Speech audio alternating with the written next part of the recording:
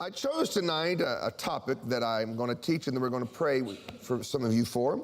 I have these beautiful pillows up here that I stole from the upstairs green room of Pastor Collins' office, because you probably don't think about Jesus owning a pillow, but he did. And I'm going to read you the story that Jesus owned a pillow. We're going to talk about pillows and you tonight, because I have found in my life privately and in my study of people and study of preachers, that when I'm asked all the time, there's two questions I'm asked all the time about great preachers. Why do they make a mistake? And why do healing evangelists die sick? Those are the two biggest questions that I get all the time from all over the world when I come to do the journal series or open it for questions and answers. Why does a guy or a woman do something stupid? You read their story and you go, and they did it. You look at John Alexander Dowie, one of the great healing evangelists and pioneers of the late 1800s. He died thinking he was Elijah. And he built a city that he never was called to build, that led to all the stupidity. And he said, then think, why did he do that? Then you look at some other things about healing preachers. Why did they die sick? Why did Catherine Kuhlman die of a heart condition when God used her to heal hundreds of people a night and win hundreds of people a night to Jesus through her miracle ministry? But she died of an enlarged heart. Don't you think that a healing preacher should get healed themselves? I mean, that's logical. I mean, Oral Roberts, I talked about that this morning, that I love so much. He laid hands on over 3 million people that we have record of. He did this 3 million times. We have record of, to pray for this, because God put, for some reason, a healing power in his right hand. And so he had to touch people with that right hand.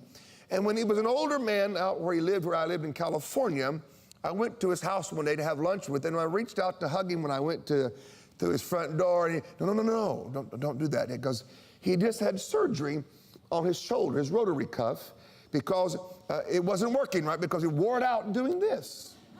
And it bugged me for a whole month. I thought, your rotary cuff doesn't work, but yet that's the arm that did all the thing.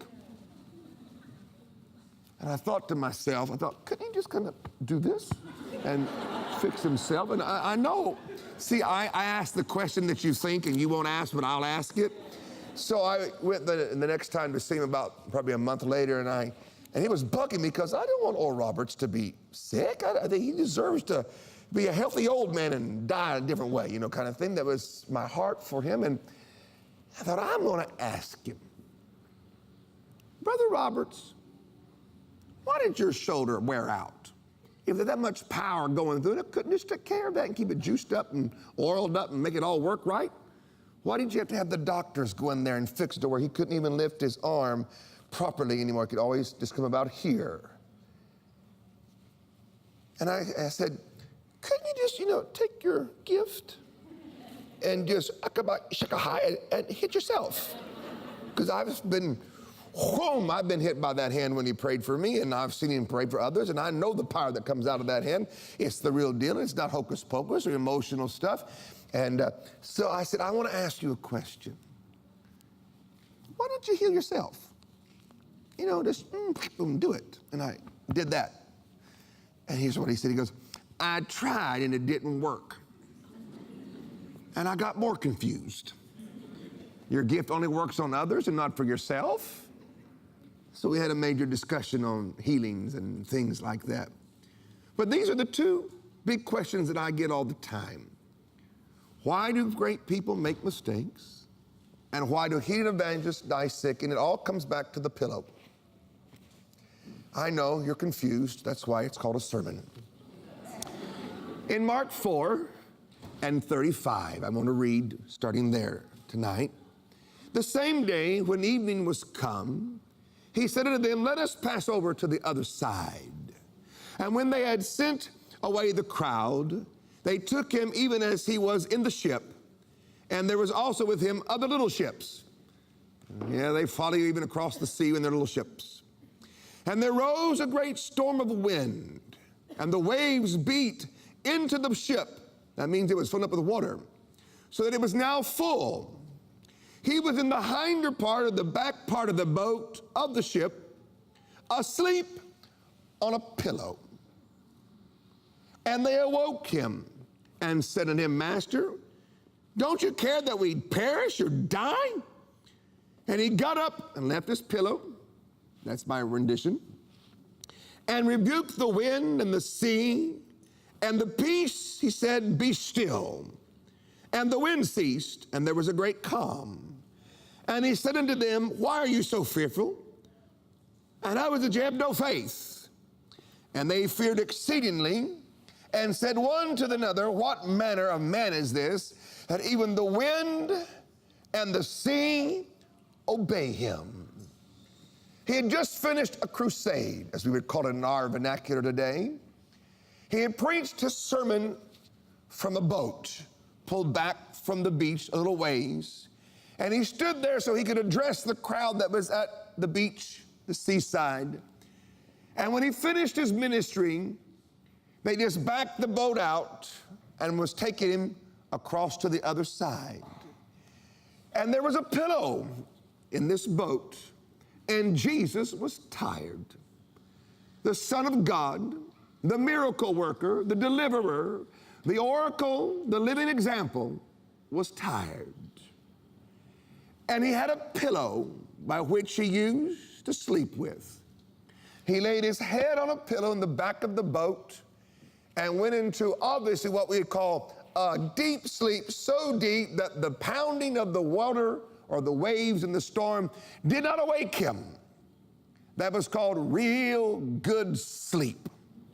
That the boat going back and forth and the trouble buses going, help me, we're going to die. Oh my God, here comes another wave. They weren't whispering, they were yelling, they were fearful. And finally they said, get him up. They had to wake him up in the midst of a storm where the boat was filling up with water. Look at this picture. And he was in the part of the boat asleep on a pillow. In Daniel chapter 7, let me read you another verse and hold your place there. In Daniel 7, we have a very other interesting little phrase or verse that I want to give you. In Daniel 7:25, says here in this verse a little phrase, saying, he shall speak great words against the Most High and shall wear out the saints of the Most High. Daniel 7:25. Shall wear out the saints. The number one reason that I have found in studying and researching and talking and observing why great people make mistakes is not first the devil. I used to preach it like that the devil is the number one enemy of your life. He may be number 2 or number 3, but I don't think he's number 1 anymore. I think tiredness is the number one entrapment by which most of the other things find entrance into a person's life. So at this point in my life, I will say to you, the number one reason why great people fall and great Christians make mistakes is because of this thing that we deal with called exhaustion and tiredness. They don't own a pillow. They own a notebook and an iPad. And they're working because they love Jesus. And they want to get the job done. They want to get the work of God done. And they're passionate about it. But in the middle of that, they forget they are confined to this thing called a body and a mind and a human spirit. When you are tired, you permit things you would not permit to enter your world. When you're tired, thoughts that would never find a place to begin to germinate, find a place to germinate in your mind that never would have any other time. You would cast them down and shake them out of yourself and bind them and go on. You would do that. Take your thoughts into captivity. When you're tired, You say yes and no to things that should not have been said yes to or no to.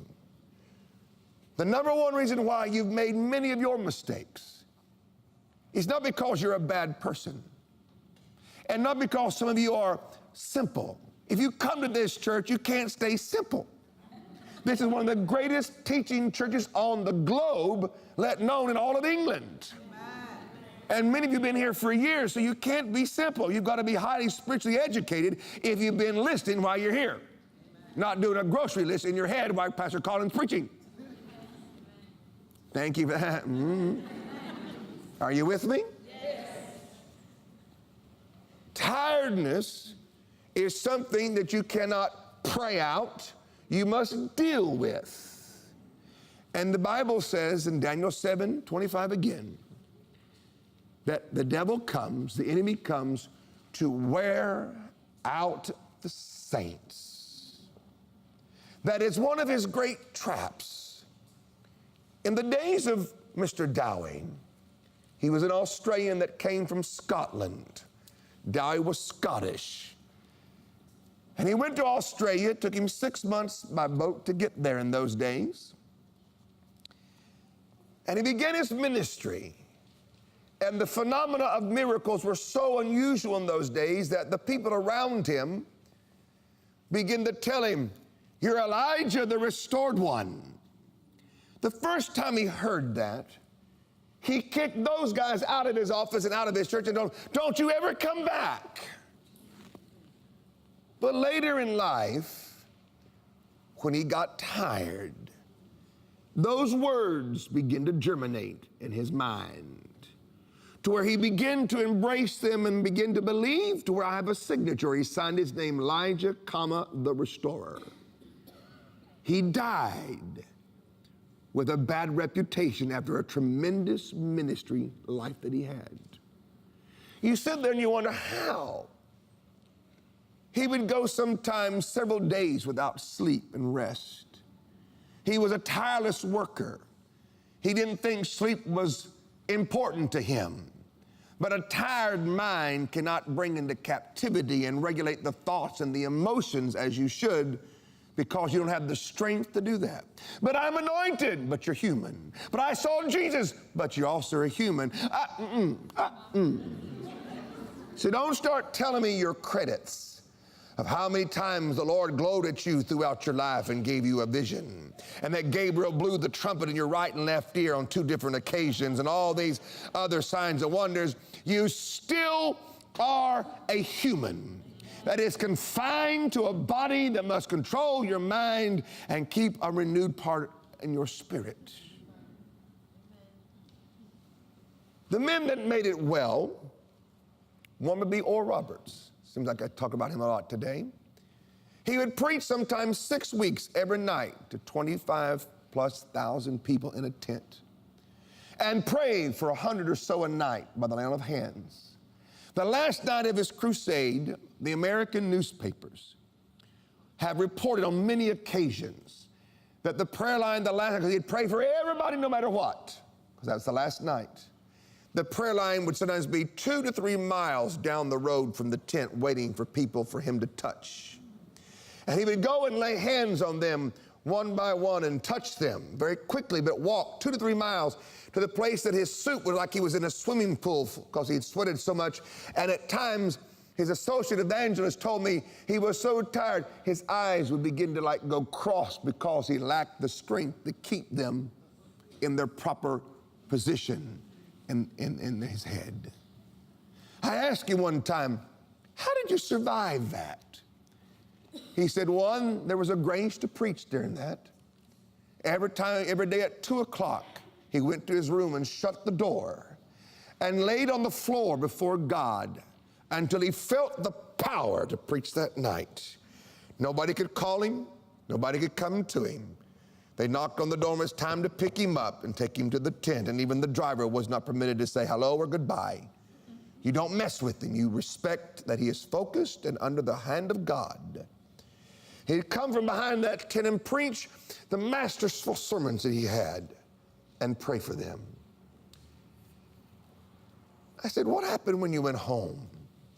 It took him 2 weeks of waking up for breakfast, eating with his family, and going back to bed and sleeping, and maybe eating an evening meal. And it would take him 14 days, 2 weeks, to rest and get his strength back to where he could properly make decisions and do what he was called to do, because he had given everything he had, physically and mentally. He said, I made sure that when I got done, I went home. I didn't go do an interview. I didn't go to the office to make a decision. I was tired in my mind. I was exhausted in my body. My spirit was wearied because I'd emptied my soul for night after night and prayed for thousands of people, and I had nothing to give, not even much to my family. His family would suffer in the ways of knowing how to relate to a father that would come home after a crusade, so tired to barely give the greater love of a father to a child. He talked to his son Richard, and them, they said, we had to learn to let Dad sleep. And when he got back to being Dad, he'd ride horses with us. He'd be our dad, but that's the way we learned to live with our father. He learned how to manage the demand of God and how it affected his body. Today we have people all over the world who don't recognize how you've been created. In Thessalonians, it says that we are a three-part being. We are an eternal spirit that lives in a physical body that owns a mind. You are a three-part person. There are 3 different kinds of tiredness you will deal with in life. You will deal with physical and mental and spiritual tiredness and exhaustion. And I want to talk to you about those 3 things. And I'm taking this slow tonight because I'm going to pray, and we're going to have our team pray for people who's not been sleeping well with their pillow. Now, you laugh, and I understand how I said it is funny, but some of you live under the night terrors of torment, where when you go to sleep, your mind does not stop. When you go to sleep, your body still is raging with its nervous things, and you don't awaken refreshed in your being and refreshed in your mind to face your family and your staffs and your ministries and your businesses. And so you're a grouchy old soul that nobody likes. You're anointed, but no one wants to eat with you. That's what we got to talk about. There is physical tiredness. Why does a healing evangelist die sick? Because they break the physical law of their body. You have a limitation about you. But I'm anointed, but you have a body. I had a great call, you have a body.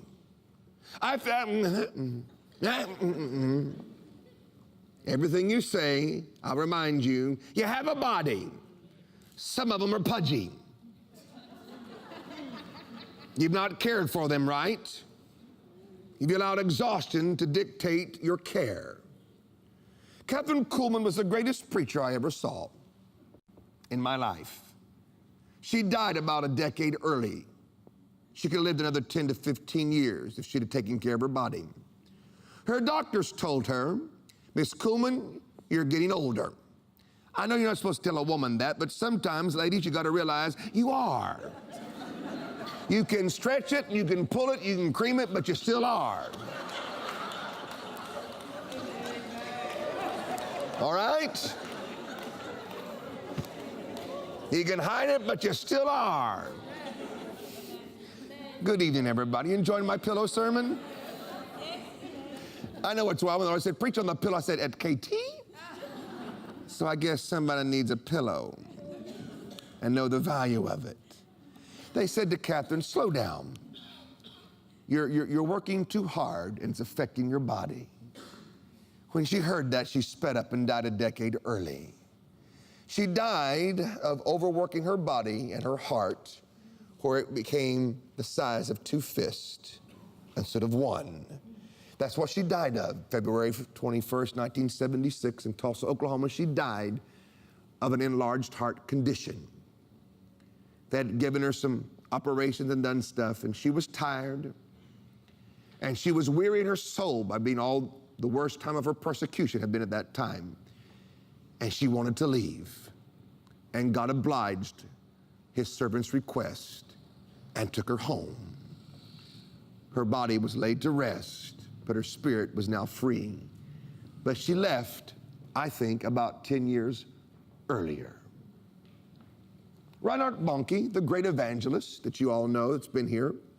Some of you have seen his great crusades in Africa. Outstanding man of our time, a general in our time, has slowed down because his body has crusaded across the continent of Africa to the point that it's tired.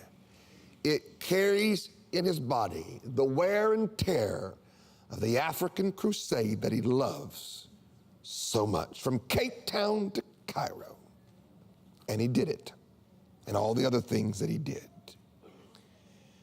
He understood that his body, his heart, was weary. And instead of being like Catherine, hallelujah, he decided to listen to common sense and his doctors and said, I want to live as long as I can to preach and to encourage everybody I can to win souls for Christ. So God gave him a young man named Daniel Kalinde, which you've seen here at this church, to come alongside him and begin to take the mantle of that great ministry. And now it continues with that young man, with the father still alive, praying, advising, encouraging. And every once in a while, he'll appear for 20 minutes and leave. He's managing himself well. I think that's good, and we should cheer him. We should pray for him. Billy Graham is 90-some years old. He has Parkinson's. He shakes like this. I met him. God told me if I'd studied the generals, he'd let me meet all the ones that were alive, and Billy was one of them, so he can't die until I met him, I told Jesus. So for a while, I was keeping him alive. You can't die until I get to shake the man's hand. And I met him by accident, or by divine appointment, really. I was in Los Angeles, checking out of a hotel after doing a TV interview there in LA. And I was checking out, and I saw a man with a ball cap on and sunglasses and a jacket sitting on the little bench in the sun right in front of the hotel by himself. And he had the Billy Graham jawline. See, I know my preachers. Even I know your fingers, I know your jaw, I know the sound of your voice. I know you. I kept looking as I was checking out and paying my bill, and I'm like, I told my assistant, go out there and see if that's Billy Graham. If it is, do this and I'll come. He walked out there and he goes, I left my wallet, I left my briefcase, I left everything, excuse me, and I ran out the door. God can take care of my wallet while I'm meeting Billy. And I didn't realize I'd done that. I was so excited, so I ran out there. I said, Dr. Graham, why are you by yourself? Are you okay? Because you didn't think a guy like that need FBI agents to walk everywhere you go, you know? He says, I'm just preparing to go preach somewhere in Northern California. I flew out here to rest and to pray and to get ready. I said, I'm so glad you did. I've been wanting to meet you. And I said, I have a question. I have just one. Really, I had more, but I was only going to say one. And I said, why are you great? Why are you a great preacher? Why are you the Billy Graham? Why are you like that? What is it? You know, he looked at me and taking his shades off, and he said, because I do one thing only. God told me to win souls for him. And everything I say and everything I do is for that purpose. I've never wanted to do anything else. I respect others, but that's what I'm called to do.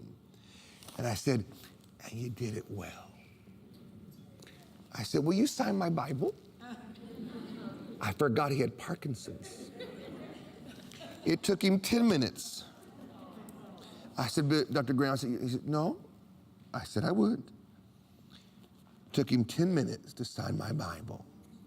I love that Bible. I look at it all the time.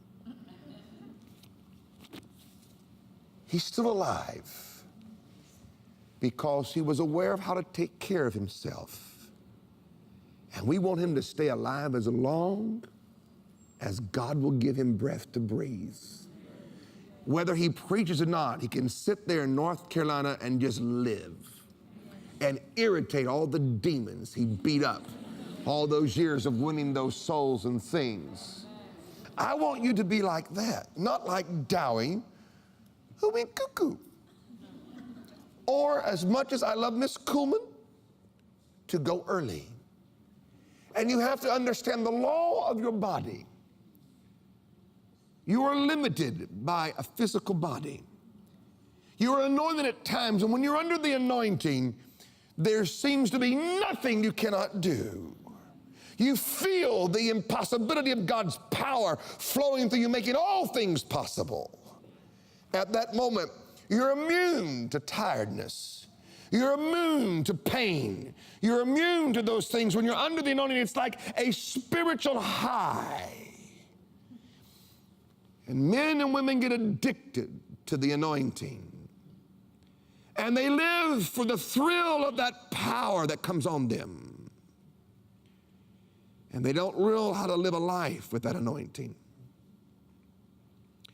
And they keep breaking the physical laws of their body. When you break the law that governs the health of your body, you will get sick. If you keep breaking it, you'll have a chronic sickness. And even then, if you keep breaking it, you will die prematurely. And I don't care how prophetic you are, how apostolically creative that you are. You have a body. And it says, feed me and give me a pillow. And you better do both. Jesus had a pillow that he had in that boat that he used, which gives you an insight that Christ knew how to take care of his physical body, even being the great Son of God coming to the earth to show us the way of salvation unto God. If Christ had to rest and use a pillow, I think you do too.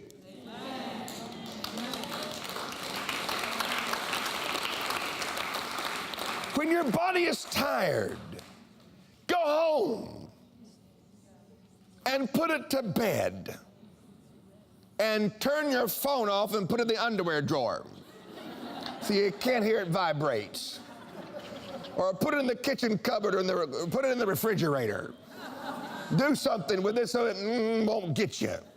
It's amazing how you're tuned even in your sleep to hear the vibration of your cell phone.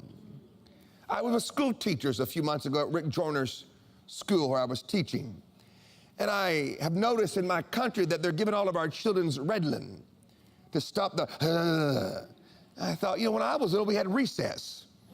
And we had kickball and football. We ran around and sweated, and then we went back in and learned math and learned it. We didn't take pills. We went and sweated. Ran around outside. And we weren't fat little kids. We were skinny ones going, and screaming. Now when you drive by an American schoolyard, they're all little fat, little tubby little kids trying to walk, letting no one run. Well, it's true. Don't look at me like that. You're about as bad too. So I asked the school teachers, and then I said, I want to ask a question. I haven't had time to research it. I don't know. But I said, why are the doctors and the schools in our country giving this medicine to all of our little girls and little boys? Well, is there really a problem? And they brought a thought to me that I never had. That with all the stimulus of our phones and video games and things that you and I did not grow up with the same way, that their consciousness and their awareness is so stimulant that they live like this all the time. And that's part of the problem. And you're about the same way. The adults are the same way. There are things you've done in your life that you look back on and go, why? I'm teaching you why. You're not a bad person. You're not a sinner, but you've made mistakes. And the devil will use your tiredness to get you. Because most of you don't wake up and say, today I shall commit adultery. That never happens like that. Today I shall steal church money and move to the Bahamas. That's not the way that happens. That's the way it's talked about, but that's not the way that happens. Today I shall preach false doctrine and love it. That's not the way that happens, folks. And we don't talk like this in church or in Bible colleges and sometimes in ministry groups because it sounds so unspiritual. But Jesus had a pillow. He had a pillow. And it's that in Greek and Hebrew too. I bet you never saw that. And Jesus had a pillow where he laid his head and he went to sleep in the midst of all the mess.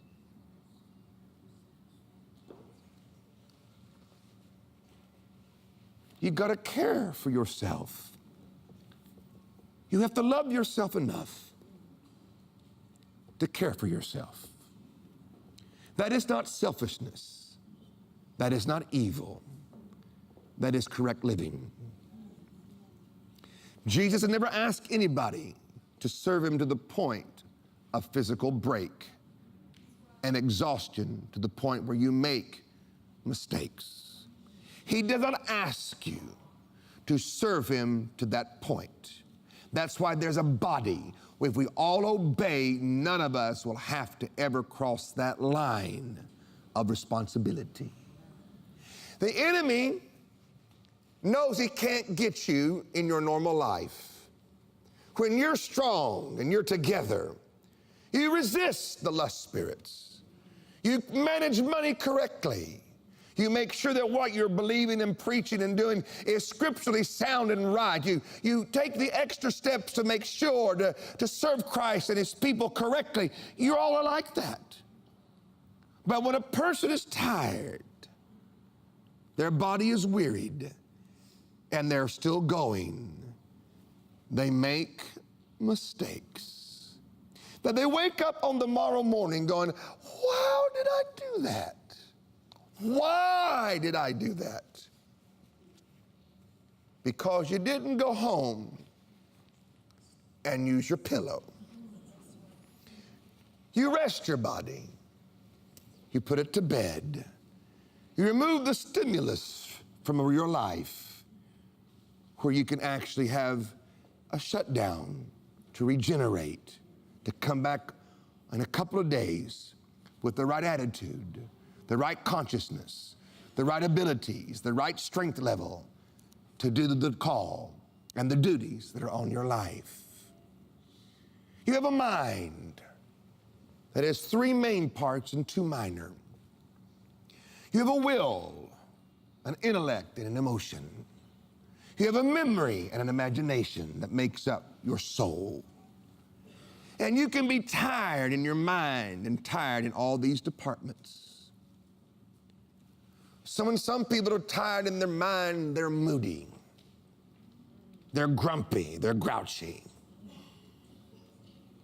The hurts of their past come floating into the present consciousness and come out in their preaching, and they're dealing with people because they don't have the strength to keep things in order in their soul.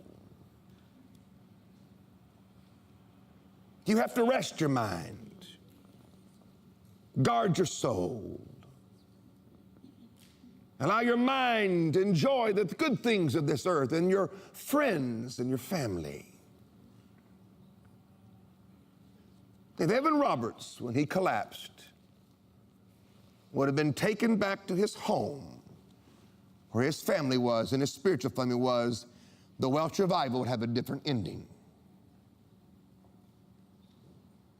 He went so far that his emotions were exhausted. His body broke and he collapsed at the height of the Welsh revival.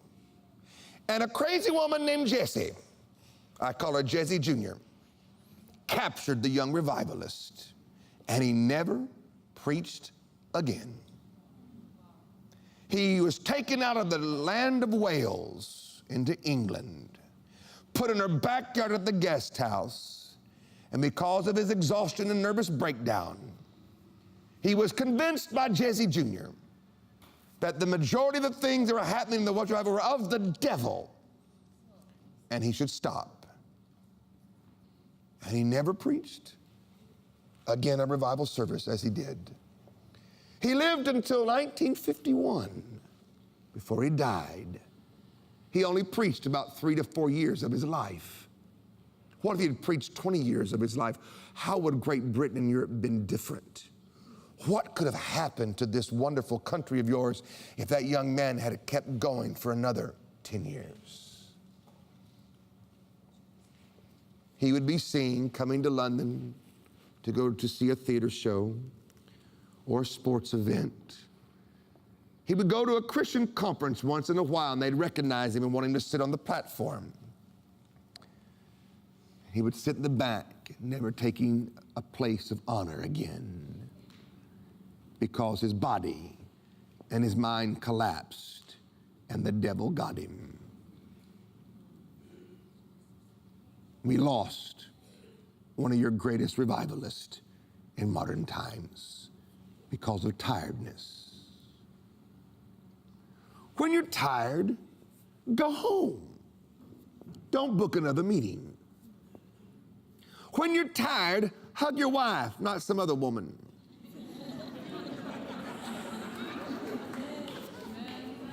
Find your wife and hug her. Hold her tight and kiss her a lot. Get your emotional strength back from the right people in your life. A tired person, when you're tired and you're weak, you'll reach for anything that'll give you strength. And they reach for the wrong people.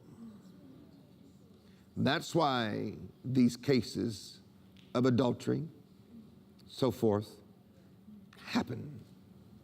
They're not evil men and women. 8 out of 10 of them are exhausted and haven't heard me preach about Jesus had a pillow. And they stayed on the road a little too long instead of saying, I need to go home. I need my family with me now. I need the love of my wife or my husband and my children. I like you, but I didn't make a covenant with you. You're not my wife. I didn't have babies with you. God bless you. Go home. Leave me alone. In your normal mind, that's what you would do. In your normal strength, that's what you would do. But when you're tired and you're out there and vulnerability comes in, it's amazing how the need for that support, the need for that love, that kindness, you'll reach too far. And you'll wake up after a day or so. What happened? You found a support in the wrong person in your life. Jesus had a pillow. He took care of himself and he rested. The crowds wanted him, but here's a fact about a crowd. They're there tomorrow too. I want you now. You've been sick for 10 days. You can survive the 11th day. I'm going home to rest. That's mean. You know what's mean? Me killing myself and losing my ministry because I hugged the wrong person or I did something wrong. I'm not the only servant of God. I'm one of many. This is a great revelation to me. I don't have to do it all. I have to do my part well. Jimmy Swaggart is a great man, one of the greatest evangelists of our time. I love him. I respect him. And I'm glad he's preaching again by that television network all over the world, playing that piano, singing gospel songs that are twangy, and he does good. He's one of the greatest preachers of our time. You know what caused his problem? He thought he was the only guy that was winning souls. And if he quit, then the world would not be evangelized. And drove him Anytime you're driven, it's not Jesus. When you're driven, stop it. And he would, in board meetings, fall on the table, the board table, and cry, I gotta go, I gotta go. And somebody should have said, yeah, you gotta go home and find a pillow. But they were scared of his personality, his magnitude of his great name, and they were scared to say, go home. And he kept going, kept going, kept going, until the devil found a door and set him up and knocked him out. You got to take care of your body. You got to rest your soul and know where the source of your encouragement comes from. Your spouse, your children are the first ones. Your close friends are after that, but that's a little different category. Oral Roberts used to tell. He called his associate and said, fly my wife to the crusade, I need her. So then she'd be home with the children. And he'd have this storyline that would come up. I need Evelyn, and I need her now. Get her here. I asked him one time, why'd you do that? He said, I needed her words and not somebody else's words in my ear. I needed her hug and not somebody else's handshake and hug. I needed my wife. And I knew the devil would try to get me. When I began to feel lonely, I began to feel a little overwhelmed, I'd pray and I'd call for my wife to come. He said most of the time she'd be with me, but sometimes she wasn't. And I made it a commitment with her that if I needed her, I'd call and she would come. Oral Roberts made it through his life without hugging the wrong woman, because he knew what he needed and where it was supposed to come from. And he reached out, and she came and prayed with him and stood with him and told him good words and encouraged him when he felt down and didn't feel like he could make it, and prayed with him and hugged him and loved him. And he went home when his children would grab him and hug him and love him, and whoo, he'd come alive. Please do the same thing. Jesus had a pillow. How about you? Let me end with this before you're here. There's some verses. Where's my notes? Come forth. Well, I had them somewhere. Yeah, they're under my pillow, aren't they? Thank you. Thank you, John. You're a good man. That's one of my graduates out there. We love him very, very much. We owe you for this one. Thank you. Let me give you some verses real fast, and then we're going to pray for you. It says it's 19. Is that 8 or 7? What time is that? I'm okay? I don't know. I don't read military time. Job 11:19 talks about us lying down in great rest and sleep. Psalms 4:8, that we shall have a peaceful sleep. Psalms 127:2, that God will give his beloved sweet sleep. Proverbs 3:24 uses the word sweet sleep again. Now I want to end my sermon with this. In Psalms 91:5, it talks about God will protect us from the night terrors. And I want to deal with night terrors and tired bodies. Many of you sleep, but you don't get up refreshed. You're having dreams and nightmares. They're not dreams that are prophetic. They're dreams of a tired mind and an abused mind. Your night terrors come because you watch the wrong thing on television before you go to bed. Let me give you a list of some things. Some of your children are the same way. Some of the things that you watch as you rest your mind after a long weekend or a long day, set yourself up for night terrors and bad dreams. Some of the things you go through, and take this right, is your fault. Stop it. But I have to watch something. We'll choose something nice. Good evening, everybody. It's heavy revelation that most people never hear. Jesus had a pillow. Some things are because you've been bombarded by people that you're around who are always attacking you. Your disposition of purity and honesty and loyalty to Christ and being an honest person and a good person, and you're around wicked people who feel conviction by what you are, and they shoot their words at you and call you names and roll their eyes and make you feel small for being good. That affects you sometimes. But the Bible promises us sweet sleep. Sweet sleep is a restful, that your body rests, your mind rests, your spirit is renewed. Some of you are on medication so you can go to sleep. And you're on medication so you can get up. I'm not trying to make fun of it, but it's true. Sister McPherson, the great woman evangelist, Amy McPherson, one of the reasons why she died early was she was on 3 medications. Now, I'm not against medication, but you better be careful about what they're giving you today. Inquire, research what you're taking to make sure you understand what it is. You have the right to tell the doctor, what is that? Or get a new one. She had insomnia problems most of her life.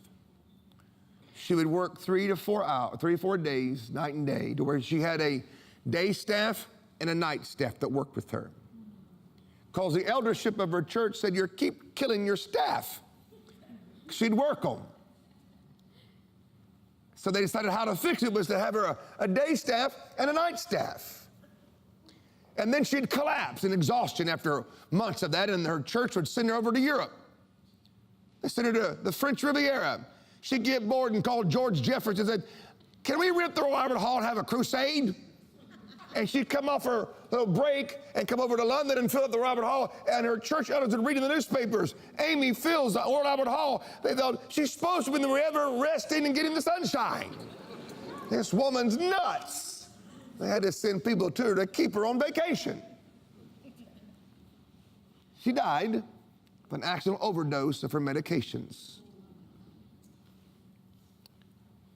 She was on an arthritic pain medicine, a sleeping pill, because as she got older, they were trying to help her find a routine of sleep. She'd picked up a virus in Mexico that was a parasite in her intestines. She's on 3 medications. She was so tired that she took it twice that night. Not realizing that she'd already taken it, took it again, and with the mixtures and the amounts, she died by the next morning, never to preach or see her friends or son and daughter again. That's not how we're supposed to live. Jesus had a pillow. Do you have a pillow? I want to pray for people tonight, and I'll have the prayer team to help me. Because I felt like the Lord told me there are people here tonight have a tough time with sleep, night terrors. Maybe your children are being affected like that. And Jesus wants to fix that for you. He can come supernaturally and fix it, but you're going to have to walk it out naturally and change how you do things. Evaluate your life and be honest about it. And not let the devil set you up to take you out. I've chosen in my life to be friends of all the ministers that have made mistakes. I've made them myself. I'm going to be their friend, even if it cost me some cost in my public arena of life. I want to whisper in their ear, go home. I want to whisper in their ear, buy a pillow. I want to be able to pray a prayer and ask God to heal their disturbed mind, their exhausted emotion, their tired person. I want Him to fix them supernaturally. I want them to manage their life appropriately after the miracle. This is why people lose their healing. They go back to the way that the sickness found entrance and didn't let the miracle also help bring a change of life to be able not to have that problem again. If God delivers you from smoking, you don't go smoke again.